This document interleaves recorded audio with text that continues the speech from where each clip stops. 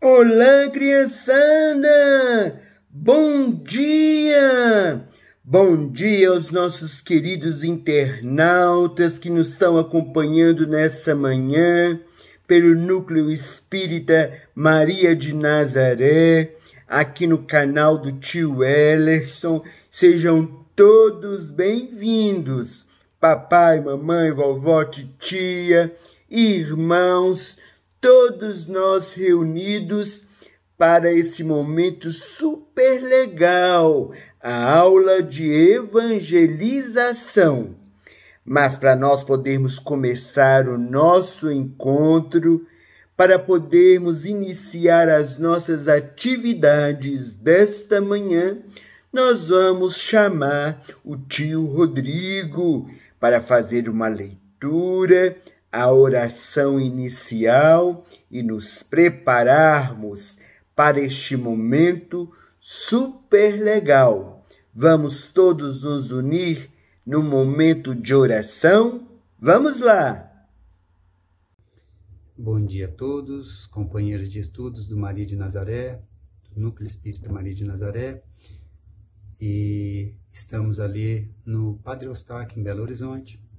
Mas agora nós estamos aqui nos canais da internet, hoje especialmente no canal do Ellerson, que é quem vai trazer o estudo para nós hoje. Para iniciar, como de costume, um bom dia a todos de estudo, e nós vamos começar com a leitura do livro Pão Nosso, de Emmanuel, e a lição hoje é 53, escolhida aleatoriamente, não é? E que se chama Em Cadeias. Pelo qual sou embaixador em cadeias, para que possa falar dele livremente, como me convém falar.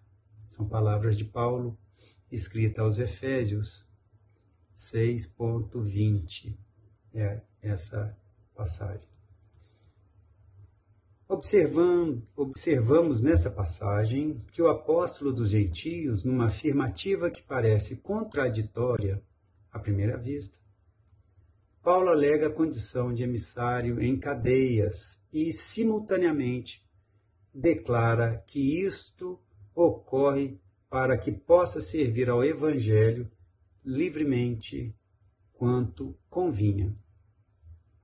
O grande trabalhador dirigia-se aos companheiros de Éfeso, referindo-se à sua angustiosa situação de prisioneiro das autoridades romanas.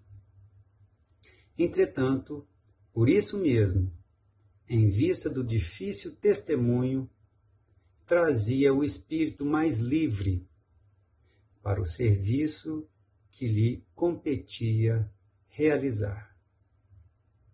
O quadro é significativo para quantos pretendem a independência econômico-financeira ou demasiada liberdade no mundo, a fim de exemplificarem os ensinamentos evangélicos. Há muita gente que declara aguardar os dias de abundância material e as facilidades terrestres para atenderem ao idealismo cristão. Isto, contudo, é contrassenso. O serviço de Jesus se destina a todo lugar. Paulo, em cadeias, se sentia mais livre na pregação da verdade. Naturalmente, nem todos os discípulos estarão atravessando esses montes culminantes do testemunho. Todos, porém, sem distinção, trazem consigo as santas algemas das obrigações diárias do lar, no trabalho comum, na rotina das horas, no centro da sociedade e da família. Ninguém, portanto, tente quebrar as cadeias em que se encontra, na mentirosa suposição de que se candidatará a melhor posto nos oficinas do Cristo. Somente o dever bem cumprido nos confere acesso à legítima liberdade. Emmanuel. Então, eu convido a todos, nas reflexões dessa lição, possamos continuar os nossos estudos de hoje, dessa manhã, e elevando ao pensamento em prece. Primeiramente agradecendo a Deus a oportunidade da vida, a Jesus o exemplo, aos trabalhadores que divulgaram, como Paulo, tiveram muitos outros que trabalham na divulgação do cristianismo, os nossos amigos espirituais que trouxeram até nós a mensagem do Evangelho redivivo através da doutrina espírita, a todos os companheiros de trabalho, de estudo, da casa em que nos acolhe. Agradecemos, sim, a possibilidade da tecnologia, que nesse momento tem sido muito importante. E também estamos aprendendo a usar essa tecnologia, esse instrumento, que em si é neutro, mas que possamos dar cada vez mais melhores utilidades a ela. Que a paz esteja sempre conosco, que nós possamos refletir e que o estudo aqui trazido possa nos lembrar de quem somos e nos relembrar também a finalidade de estarmos aqui, mais uma vez, nesse planeta querido, nessa escola, nesse hospital chamado Terra. Um bom dia a todos, que a paz esteja conosco, que assim seja. Eu vou passar agora para o Ellerson, para ele poder trazer para nós a respeito do tema imortalidade da alma. Aproveitem, um bom estudo.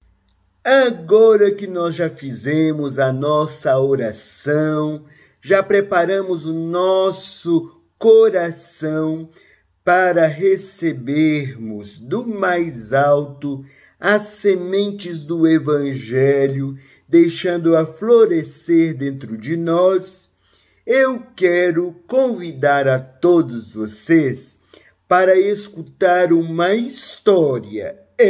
Uma história super legal. A vovó Luzia vai contar uma história sobre a imortalidade da alma. Você sabe o que é? A vida depois da morte física? Pois vamos entender com a vovó Luzia. E logo depois da história que ela contar, o tio Ellerson vai fazer uma palestra para o papai, para a mamãe, para os adultos, e vocês, crianças, vão também participar se quiserem. Mas a historinha é dedicada a todos vocês. É com você, vovó Luzia. É com você a nossa história. Prestem bastante atenção. Bom dia, meus netinhos! Tudo bem com vocês? Bom dia para os baixinhos e para os altinhos. Vovó Luzia não é a Xuxa, não. Mas esse encontro, meu netinho Ellerson falou, que é reservado para os papais, para as mamães e para os filhos. Toda a família reunida, não é? Esse encontro virtual pela Casa Maria de Nazaré, de Belo Horizonte, não é isso? Que nós possamos ter uma manhã abençoada. Meu netinho Ellerson, conforme já falou para vocês, ele me convidou para poder contar uma história. Eu adoro história. Sempre contei para os meus filhos, para os meus netos, e agora eu vou contar para vocês. E esse tema tão importante de hoje, não é? Esse tema que fala sobre a imortalidade da alma. Você sabia? Você sabia que a gente vive aqui na Terra, no corpo físico, depois a gente morre, desencarna e vai para o mundo espiritual, onde é a nossa realidade, aquilo que nós vamos viver depois da morte. Então a vovó Luzia queria contar para vocês uma história que foi narrada por um grande divulgador da doutrina espírita, chamado Jerônimo Mendonça. Ficou conhecido como o Gigante Deitado. E contou uma historinha infanto-juvenil que a vovó Luzia quer contar para vocês tudinho, tá bom? Abrem os ouvidinhos, faz silêncio, Fique quietinho aí junto com o papai, com a mamãe, com a titia, com a vovó, com seus irmãozinhos e vão escutar a historinha, tá bom? Bom, o que aconteceu? Há muitos e muitos anos atrás, era uma vez uma princesinha que vivia no seu magnífico castelo. É um castelo maravilhoso, gente, onde ela vivia. Possuía muitos serviçais ao seu dispor. E a princesinha era muito bonitinha. E ela tinha um hábito, sabe? Todo dia fazia a mesma coisa. Ela debruçava lá na janela do quarto dela, quando ia deitar à noitinha, olhava assim, ó, em volta e falava: eu sou a princesa mais poderosa. Não há ninguém mais rica do que eu. Meu pai é dono disso tudo. E a princesinha sempre falava assim antes de dormir. E o tempo foi passando. Um dia, meus netinhos, sabe o que aconteceu? Sabe o que aconteceu? Ela dormiu e sonhou. Você já teve o sonho? Você sonha quando você deita? Todo mundo sonha. Às vezes a gente lembra, às vezes a gente não lembra. Então ela sonhou. Sonhou assim que estava num lugar maravilhoso, que ela nunca tinha ido antes. E ali onde ela foi levada, era uma construção muito bonita, uma paisagem, uma natureza maravilhosa, gente. O cheirinho de perfume no ar, uma luz, que não era a luz do sol. E ela assim foi andando, acompanhada de um anjo, um espírito protetor. Quando é fé, ela viu em cima assim de uma montanha um castelo. Gente, era um castelo maravilhoso, maior do que o dela aqui na Terra. Ela nunca tinha visto um castelo tão bonito como aquele. Ela logo perguntou de quem que era aquele castelo. Ela queria conhecer o dono. E o benfeitor espiritual que estava com ela falou assim: ô princesinha, esse castelo que você está vendo tão bonito é do seu jardineiro. Ela riu desse jeito, ela foi rindo. Ela falou assim: que isso, você acha que eu vou acreditar? Meu jardineiro, que mora lá na vila, não tem dinheiro para nada, construir um castelo desse? Aí o benfeitor falou assim: sabe por quê, princesinha? Aqui desse outro lado da vida, as construções são feitas com os tijolos do amor, da prática da caridade. E ele, com o passar do tempo, foi jogando os tijolos para cá e construiu esse castelo tão grande. Ela ficou pensando, meditativa, não entendeu muito bem, não. Começou a andar ainda naquele lugar bonito, junto com o anjo, o espírito protetor. De repente, gente, sabe o que aconteceu? Aquela paisagem bonita mudou tudo, tudinho. As árvores que estavam todas cheias de flores, ficaram murchas, os galhos secos. Quando ela viu, estava dentro de um pântano, gente. Aquele lugar mal cheiroso. Ela olhou assim, tinha uma casinha, sabe aquelas casinhas de palha? A casinha de palha que ninguém queria nem entrar. Era a casinha que estava lá. Ela ficou assim interessada, ficou com medo de perguntar, né? Quando é fé, ela perguntou: ô espírito protetor, de quem que é essa casinha? Eu falei assim: essa casinha é sua, princesinha. Gente, ela ficou tão assustada. Ela falou assim: não pode ser, eu sou uma princesa, eu sou filha do rei. Como é que eu tenho essa casinha aqui? Ele falou assim: é porque aqui as construções são diferentes. Os seus pensamentos, as suas atitudes egoístas, querer tudo para você mesma, fez construir essa casinha do lado de cá. Naquela hora, começou a cair lá de cima do sonho. De repente, acordou. Acordou lá no corpinho dela, já estava amanhecendo o dia, sonhou a noite toda com isso. Acordou assustada, olhou para um lado, olhou para o outro. Nossa Senhora, é um sonho. Mas ela ficou com aquilo na cabeça, foi tomar café, ficou com aquilo na cabeça.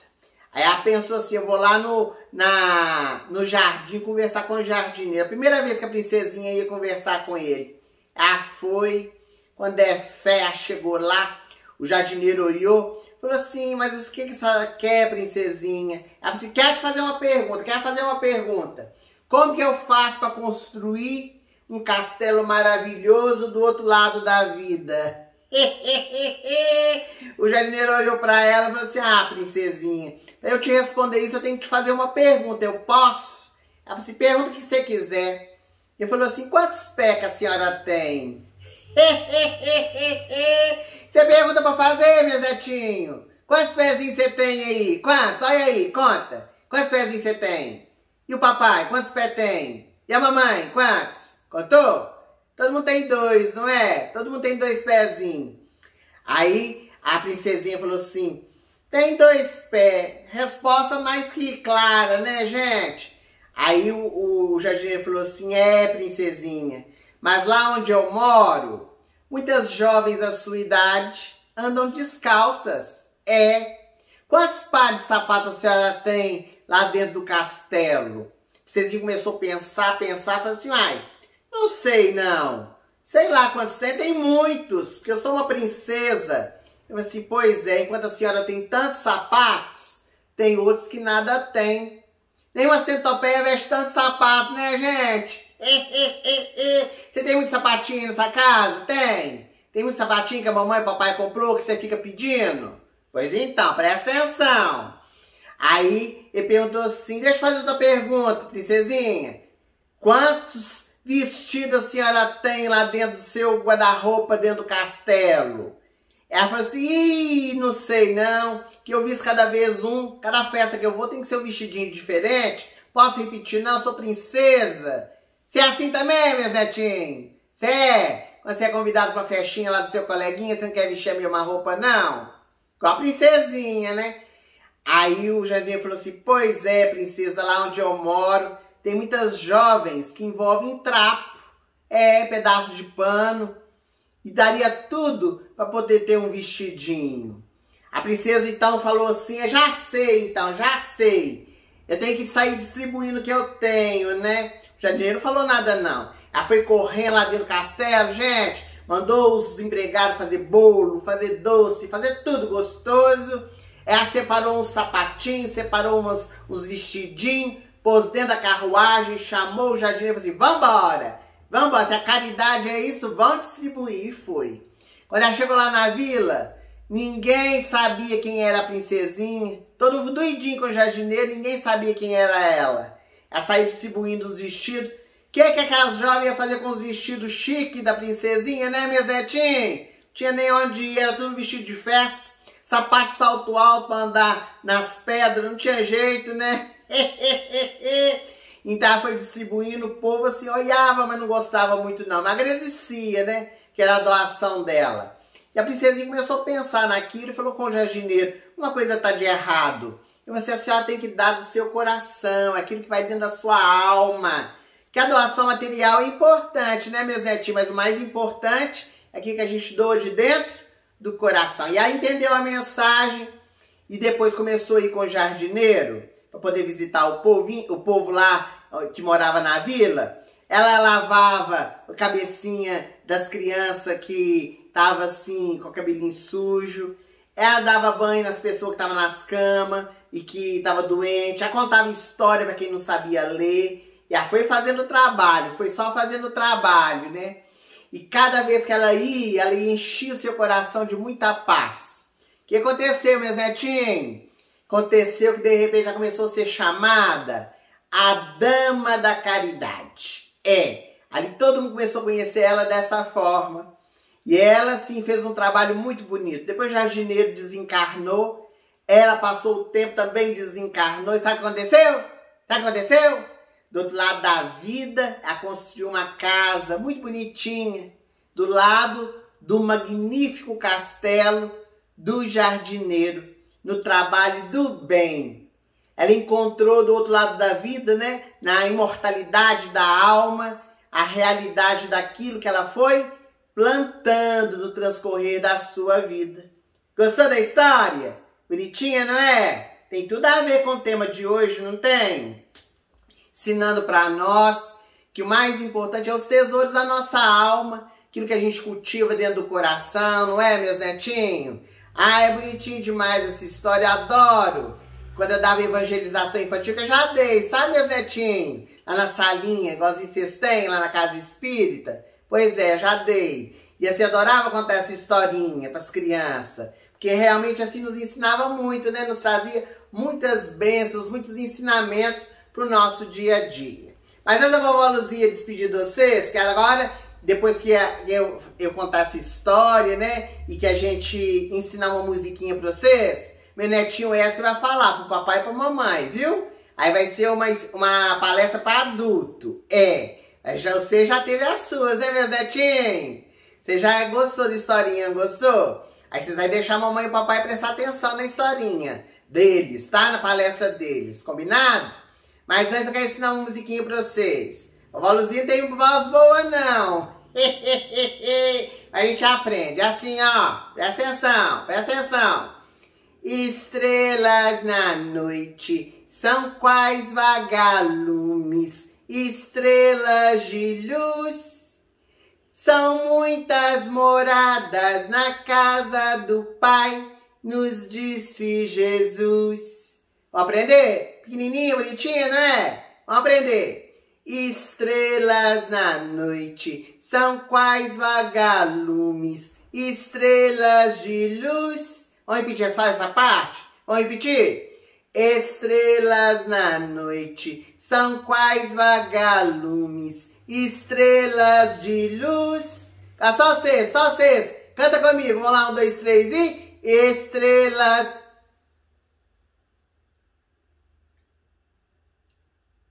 Isso. Então vamos cantar tudo de novo com a outra partezinha.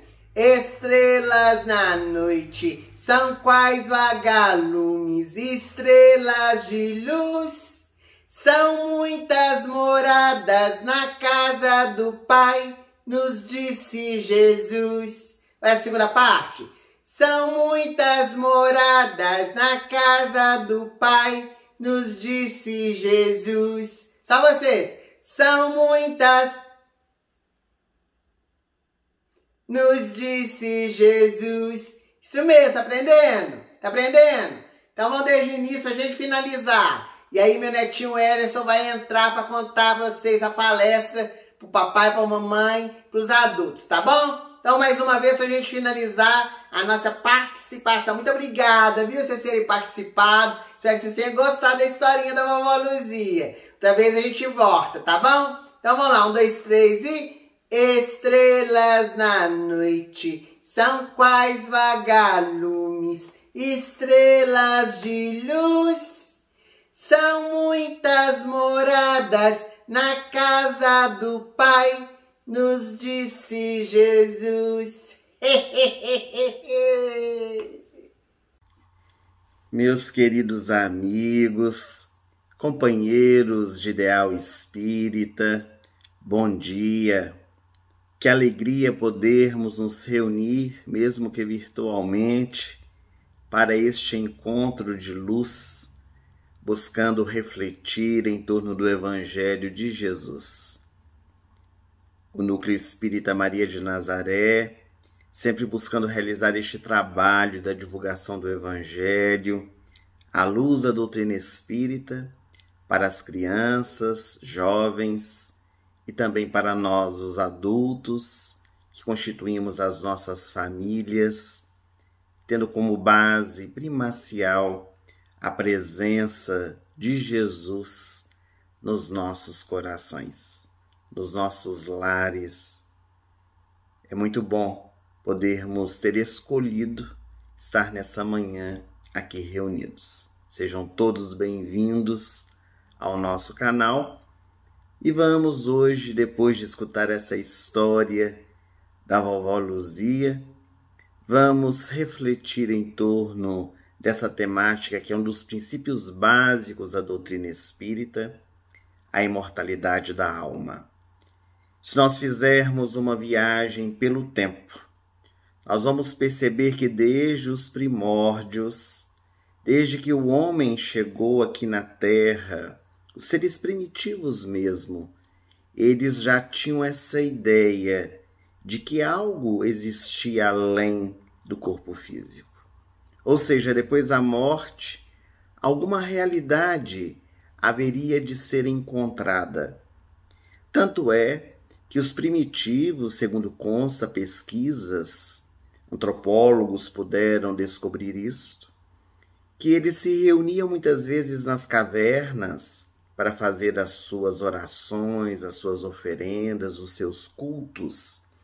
E eles colocavam junto deles, às vezes, seixos, algum objeto, alguma pedra, para representar os seus ancestrais, aqueles que já haviam partido.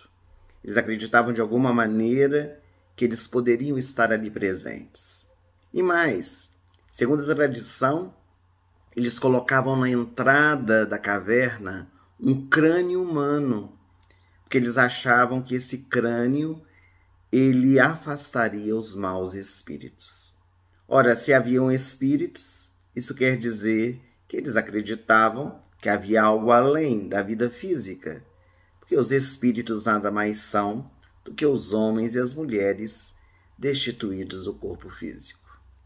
Com o avanço, vamos chegar agora nas grandes civilizações que surgiram, as 4 grandes civilizações que puderam transformar tantas questões no mundo, trazendo avanços científicos, morais, religiosos.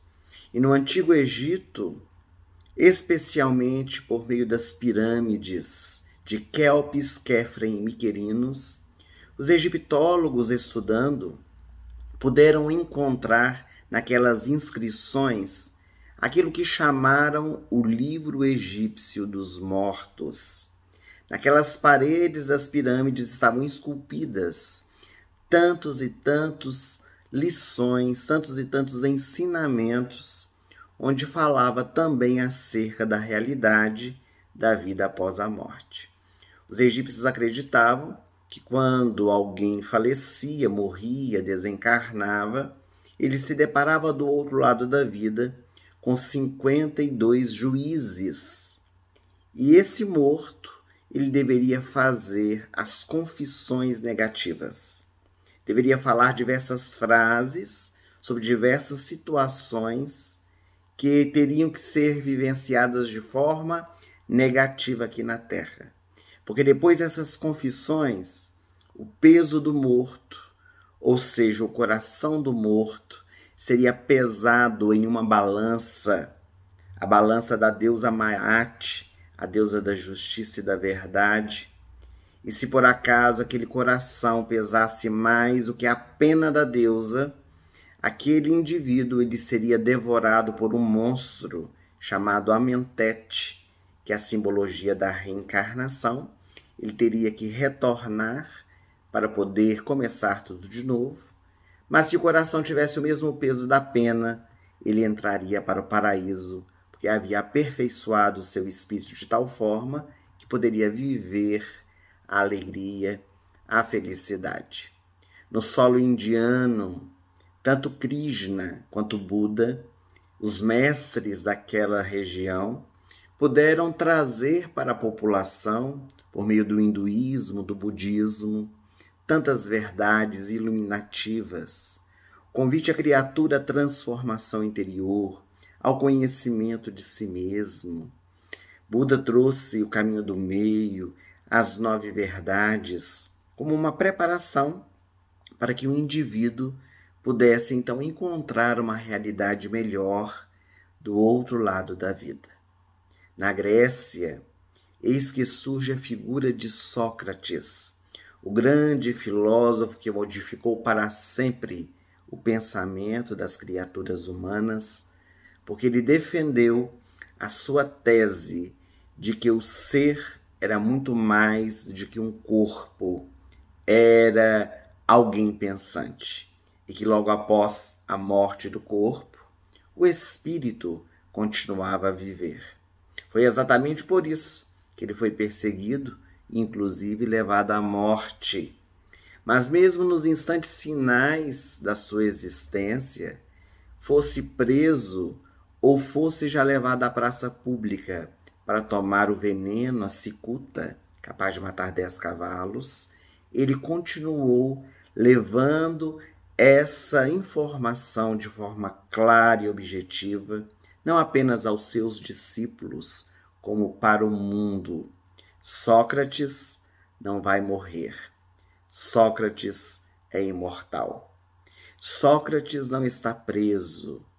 Onde eu quiser ir, eu irei com a força do meu pensamento.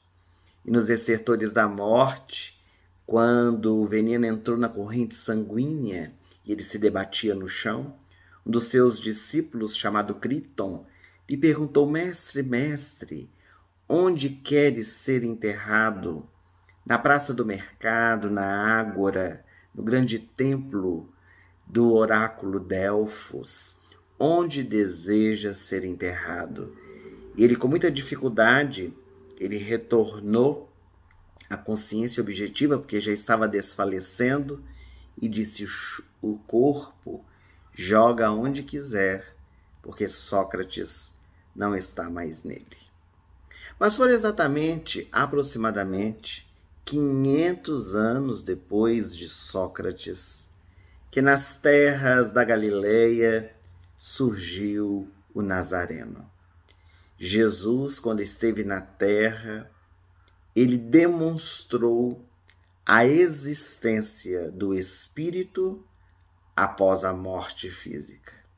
Não apenas com a sua ressurreição, quando ele retorna no terceiro dia, depois de ter sido crucificado, mas em vários outros momentos da sua existência, encarnado, ele pôde nos demonstrar isso. As páginas do Novo Testamento é um cântico da imortalidade da alma, a começar da vinda de Jesus aqui na Terra, quando o anjo Gabriel, o Espírito Gabriel, apareceu a Maria quando ela era uma jovem, vivendo ali na cidade de Nazaré com seus pais, Joaquim e Ana, trazendo-lhe a notícia de que ela carregaria no seu ventre o Messias aguardado pelo povo judeu desde há muito tempo. Os fenômenos de espíritos na vida de Jesus estiveram presentes de uma forma muito contundente. Quando ele começa a sua tarefa missionária da divulgação do Evangelho, nós vamos perceber Jesus por diversas vezes dialogando com os espíritos, os chamados endemoniados. E as páginas do Evangelho diz: e Jesus, compadecido, percebeu que um espírito havia assaltado. E Jesus, tomado de compaixão, percebeu que um espírito imundo envolvia aquela mulher. Ora, se Jesus estava percebendo seres espirituais que atormentavam aqueles que estavam encarnados nos processos obsessivos, é porque haviam espíritos, haviam seres de uma outra realidade que não fosse a física, a realidade espiritual. No Monte Tabor, Jesus, acompanhado de 3 dos seus apóstolos, pôde dialogar com Moisés e Elias, que eram 2 mortos, que retornaram para falar com o Mestre, sendo vistos, inclusive, pelos 3 apóstolos, Simão Pedro, João e Tiago Maior, a tal ponto de Pedro dizer a Jesus porque eles não construíam 3 tendas para que eles pudessem passar ali à noite. Então nós vamos percebendo nas páginas do Evangelho o quanto a imortalidade da alma está presente. E principalmente depois da crucificação de Jesus, quando no terceiro dia ele aparece a Maria de Magdala pela primeira vez, depois aparece aos apóstolos com portas e janelas fechadas, mais tarde aos 2 discípulos na estrada de Emaús. Apareceu a Tomé, pedindo que ele viesse tocar as chagas, para que ele pudesse acreditar, já que ele não acreditou quando todos lhe disseram que Jesus havia lhes aparecido. E também a aparição de Jesus aos 500 da Galileia, demonstrando a vida depois da morte. Os séculos, porém, eles vão se dobrando e a criatura humana vai deixando se envolver por uma dualidade do materialismo e do espiritualismo. Embora as religiões, todas elas de uma maneira geral, falam a respeito dessa realidade da vida após a morte em diversas nuances, as filosofias algumas também defendem essa tese.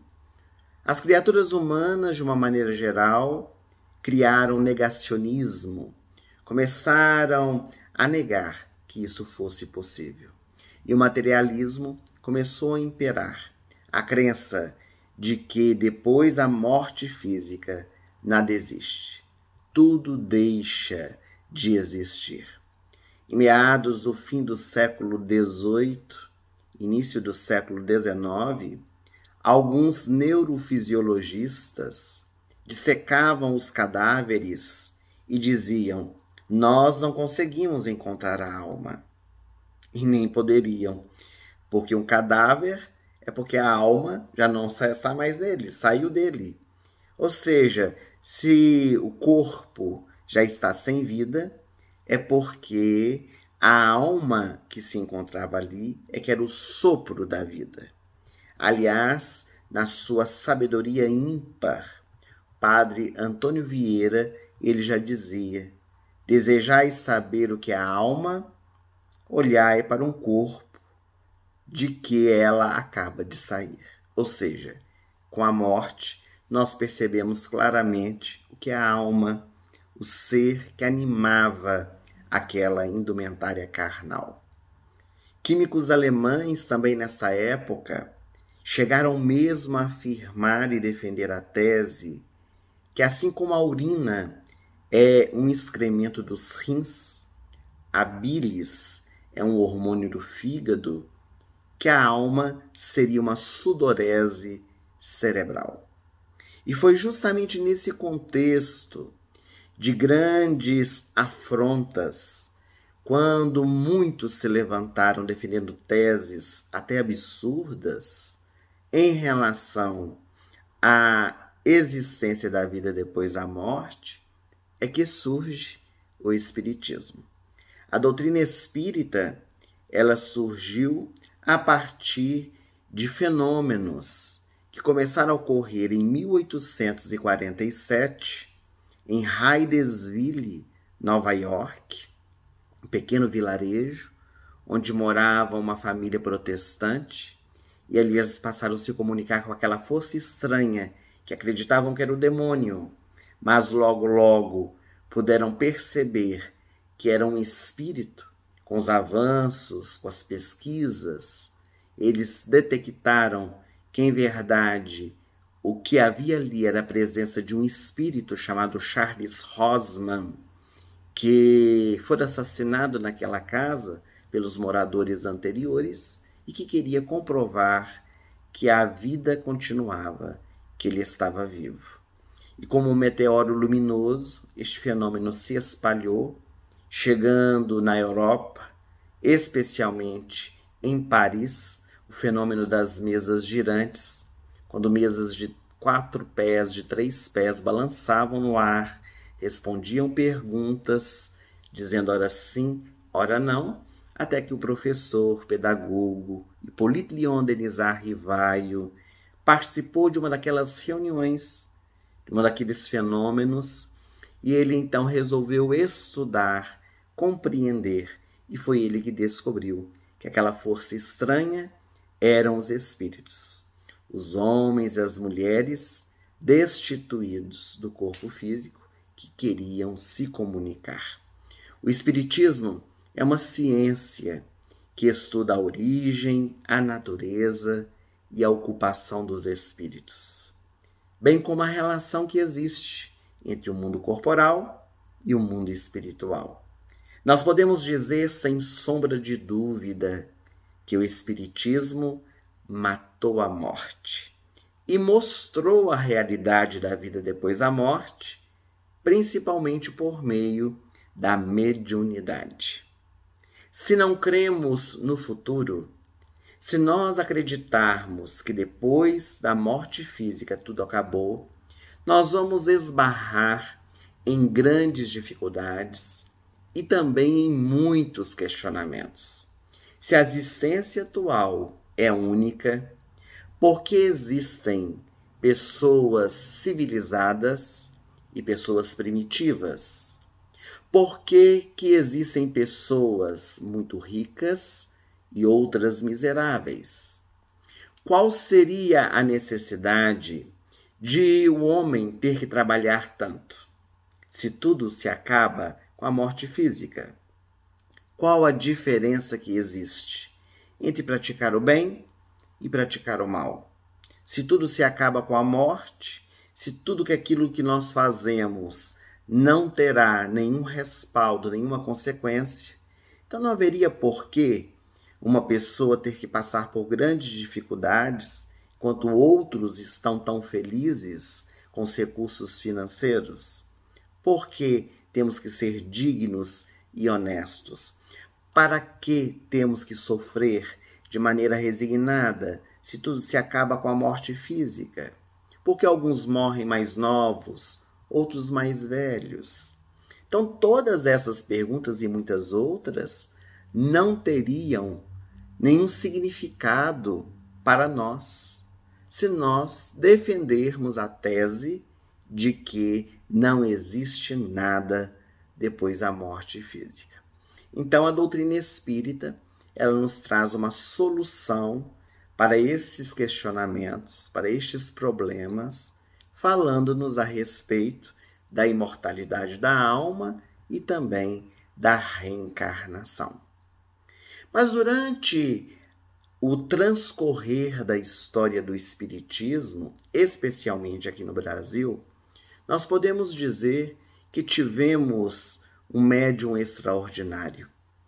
A maior antena psíquica dos últimos tempos aqui na Terra, a figura inovidável de Francisco Cândido Xavier, Chico Xavier, Chico ou Cisco de Deus.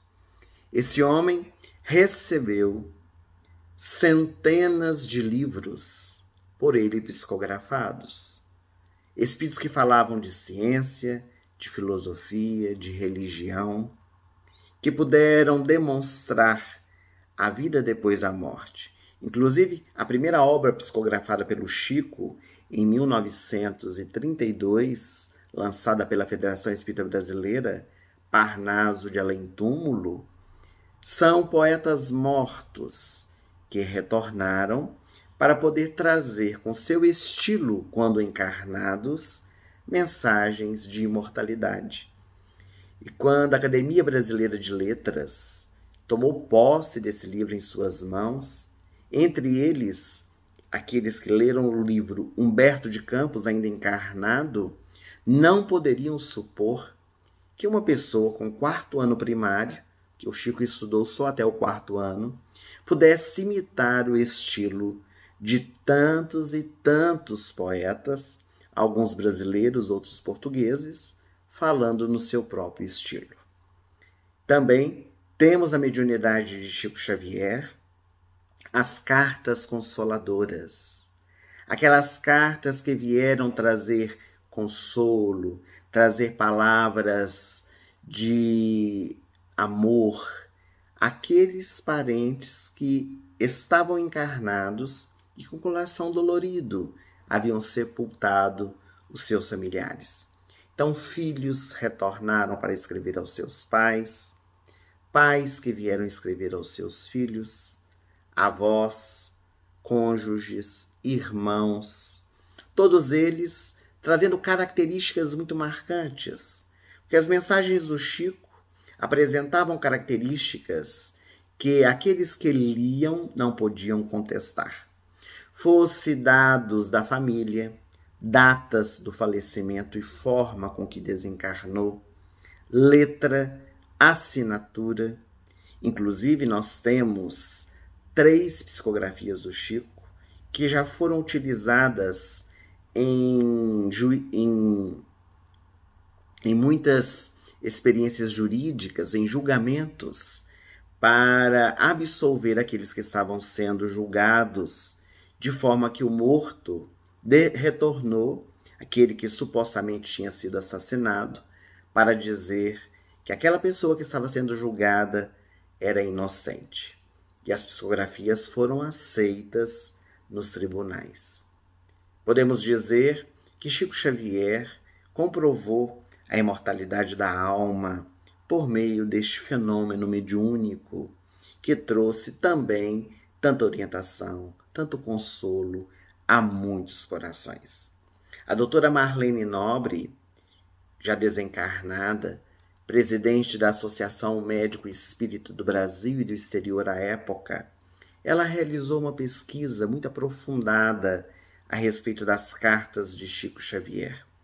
E ela descobriu que, por unanimidade, todas as cartas foram aceitas pelos parentes. É óbvio que sempre há um parente que não acredita. Sempre há aquele que pega a carta, que lê, vê ali as marcas do parente, mas não quer abrir mão, prefere continuar negando. Inclusive no filme Chico Xavier, mostra uma cena de uma mãe representando todas essas pessoas que não acreditam, que joga a carta sobre a mesma, cospe na face do Chico, dizendo que não acreditava. Então existem pessoas que, mesmo diante dos fatos, não acreditam. Mas dentre os familiares, segundo a doutora Marlene Nobre, sempre houve alguém que acreditou, alguém que pôde visualizar ali as marcas do parente que estava desencarnado. Mas dentre as tantas histórias, hoje falando sobre a imortalidade da alma e o reconhecimento da vida depois da morte, nós queremos compartilhar uma história que até é conhecida por alguns, é a experiência de Célia Diniz, uma das mães que inspirou o filme As Mães de Chico Xavier, vale inclusive a pena assistir. Hoje ela é um dos membros do Centro Espírita Luiz Gonzaga, em Pedro Leopoldo, Minas Gerais, a cidade onde Chico nasceu e viveu por um longo período. Célia hoje é aposentada, professora de Química, casada, mãe de 3 filhos, Rangel, também chamado Tetel, Aguinaldo e Mariana. Mas a vida de Célia Diniz começou a se modificar naquele 15 de agosto de 1983, quando Tetel, seu filho, foi passear com a babá de bicicleta, como sempre fazia. Tinha o costume de todas as manhãs darem uma volta no quarteirão. E eles foram até a padaria para comprar um picolé, e quando eles voltavam, quando Tetel foi subir na bicicleta, ele subiu de um lado e caiu do outro, e bateu a sua cabeça no meio-fio. Ele tinha 3 anos de idade. A babá de 16 anos, Conceição, ela ficou desesperada porque cortou um pouquinho, mas saiu muito sangue. Então ela chegou em casa aflita. Logo, Tetel foi levado ao hospital, ali mesmo na cidade. Alguns pontos foram dados, poucos pontos na cabeça dele, e ele retornou para casa porque estava passando muito bem. Foi apenas uma batida com a cabeça ali no meio-fio. Mas, quando começou a anoitecer, Tetel começou a ter algumas convulsões e teve que ser levado às pressas para o hospital na capital mineira, aqui em Belo Horizonte. E quando chegou no hospital, os procedimentos começaram a ser realizados, ele precisou ser entubado e ele teve uma parada cardiorrespiratória e faleceu. Célia Diniz narra que para ela é como se um punhal tivesse penetrado o seu coração. Espírita de berço, o seu pai, Lico Diniz, também sua mãe, conviveram de perto com Chico Xavier. Célia também conviveu com ele. Chico trabalhava na Fazenda Modelo e durante muito tempo a família viveu também na Fazenda Modelo. E ela, depois de alguns meses, 4 meses depois da morte de Tetel, Chico já morava em Uberaba, resolveu ir procurá-lo para encontrar alento, consolo. Seu desejo, na verdade, nem era ter uma mensagem do Tetel. Ela queria era estar perto do Chico naquele momento de tanta dor do seu coração. E o Chico, quando Célia chegou com seu marido Aguinaldo, recebeu-os muito bem, conhecia-os desde há muito tempo. E o Chico disse que aquele momento da queda de Tetel, pequenos vasos, eles se romperam devido a um neurisma que o menino possuía, que ninguém sabia, e que com ou sem a queda, esses vasos, mais cedo ou mais tarde, eles iriam se romper, que tudo aconteceu da forma que necessitava. Porque a morte de Rangel, ela estava programada no mundo espiritual. E Aguinaldo, naqueles dias, ele estava muito inconsolável com a morte do filho. Aliás, o Chico Xavier diz, em uma outra oportunidade, que uma das maiores dores da criatura humana é o pai e a mãe sepultarem os seus filhos, que geralmente acontece ao contrário. Estavam ali sentados na sala da casa do Chico, o Chico, Célia, Aguinaldo no outro sofá, com uma médium do lado dele, uma outra médium, mais algumas pessoas, todos conversavam. E a médium que estava do lado do Aguinaldo, ela dizia assim: você pediu para passar por isso, não chore tanto assim. E o Aguinaldo dizia: eu não pedi para passar por isso. Eu seria capaz de dar a minha vida para salvar a do meu filho. Eu não sou louco para pedir uma coisa dessas. Não, você pediu, insistia a médium. E Aguinaldo dizia que não havia solicitado. A Célia tudo escutava ao lado do Chico. Ela falou com o Chico: Chico, veja o que está acontecendo ali. E o Chico disse: o Aguinaldo tem razão. Ele não pediu para passar por essa experiência. A Célia levou a mão ao peito e disse: pelo amor de Deus, Chico, não vai dizer que fui eu que pedi. E o Chico disse também: não. O seu filho, antes de reencarnar, pediu para passar por essa experiência para libertar os seus pais. E o Chico contou uma pequena passagem para Aguinaldo, dizendo-lhe: Aguinaldo, você sabe o que é um boi de piranha? Ele estava ali um pouco envolvido com a sua dor, podia até saber o que era, mas disse para o Chico: não sei, Chico, o que é isso? Um boi de piranha é um boi que é utilizado principalmente no Pantanal, quando uma manada precisa passar dentro do rio onde há muitas piranhas. Então o boiadeiro escolhe um boi que está mais doente, que já não serve mais, coloca o boi dentro do rio, as piranhas atacam e a boiada então passa para o outro lado. Nós podemos dizer na linguagem simbólica que Tetel foi o boi de piranha para que você e a Célia pudessem ter essa experiência de crescimento espiritual. Chico, ele era muito mais do que um intermediário entre filhos e pais, pais e filhos.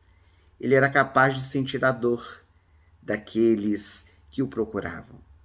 Ele abraçava as pessoas, transmitia aquelas vibrações carinhosas, sua aura de amor envolvia a todos aqueles que estavam ao seu derredor. Conta-se, só abrindo um parêntese, que certa ocasião, lá no Centro Espírita de Uberaba, o salão estava muito cheio, uma senhora chegou gritando, estava demonstrando a sua dor, e ela dizia: pelo amor de Deus, Chico, eu não sei o que fazer. E ela estendia suas mãos em formas de garras. E todos em silêncio vendo aquela cena, e ela começou a dizer: meus filhos, todos eles, Chico, 3 filhos, morreram carbonizados, o carro explodiu e eu não tive tempo de tirá-los. eu os vi sendo queimados sem nada poder realizar. As mãos estavam em garras queimadas porque ela tentava abrir e não conseguia o carro. Então o Chico, todos aguardavam o que ele iria fazer, levantou-se, veio ao encontro dela, abraçou e chorou junto com ela. Então o Chico tinha essa característica de poder também balsamizar as dores com seu abraço amigo, com a sua presença, porque eu queria dizer para uma mãe que sepultou 3 filhos nessas condições. Mas um ano depois da morte de Tetel, Célia recebeu uma carta psicografada pelo Chico, com riqueza de detalhes, citando coisas que, embora o médium convivesse com a família, não sabia, porque era da intimidade de Célia e de Aguinaldo. E ela diz numa entrevista que era extraordinário, que ela tinha ali a mensagem, a prova de que seu filho estava bem e que o Espiritismo é o consolador prometido por Jesus. E o Chico era a expressão máxima desse consolo para aqueles que o procuravam. Então, Célia Diniz, ela conta suas experiências, inclusive no livro. No filme, ela também expressa, o filme expressa a história de Célia. E há um momento muito marcante dessa história, que é quando o Chico, uma outra oportunidade, depois de algum tempo que Tetel tinha falecido, perguntou para Célia se ela já tinha perdoado a babá. A babá que, no acidente, deixou que o Tetel caísse e batesse a cabeça ali no meio-fio. E a Célia diz, ela mesma fala isso, que numa posição orgulhosa no sentido de que já havia conseguido, ela disse para o Chico, como espírita que é, eu a perdoei com todo o meu coração. E o Chico então perguntou para ela, e você já agradeceu? E ela parou para pensar, era um pouco demais agradecer a babá, ela não entendeu. E o Chico então disse, minha filha, imagine se o Tetel caísse das suas mãos ou do seu marido, alguém da sua família, a dor seria muito maior. Então, passar pelas experiências do aprendizado. Mas essa história, ela quer nos ensinar que a vida continua. Não vamos, é claro, dizer que não haja sofrimentos, a dor da saudade, a separação dos entes queridos que tanto amamos, mas é necessário nós compreendermos que existe uma realidade que vai além, a realidade espiritual, a nossa verdadeira vida, onde um dia todos nós nos reencontraremos, fazendo parte de uma família, a família universal. Nessas breves reflexões, nosso intuito foi de poder trazer a nosso coração, pautados no Evangelho, na doutrina espírita, a certeza da imortalidade da alma. Que possamos continuar a nossa jornada certos de que estamos aqui numa viagem muito passageira para uma realidade que vamos encontrar, a realidade espiritual. Agradecemos o carinho, a presença de todos vocês. Deem o seu like no vídeo, compartilhe para que outras pessoas também possam assistir e possamos juntos caminhar. Aqueles que desejarem, inscrevam-se no canal para que vocês sejam notificados para outros vídeos postados, outras palestras, outras histórias infantis. Ative as notificações do sininho e juntos vamos caminhando na divulgação do Espiritismo. Nosso muito obrigado, tenhamos um excelente final de semana e até breve, se Deus quiser. Queridos amiguinhos, foi muito bom o nosso encontro virtual de hoje, não foi? Foram histórias, a palestra, um momento de oração. Então agora, no final, é só agradecermos. agradecer a sua presença, agradecer a participação do Rodrigo, da vovó Luzia, do tio Ellerson, do Tunico e de todos vocês que estão nos acompanhando. Receba o nosso abraço virtual e tomara que em breve possamos estar todos juntos novamente. Até mais, amiguinhos! Tenham um excelente final de semana junto com a sua família. Até mais!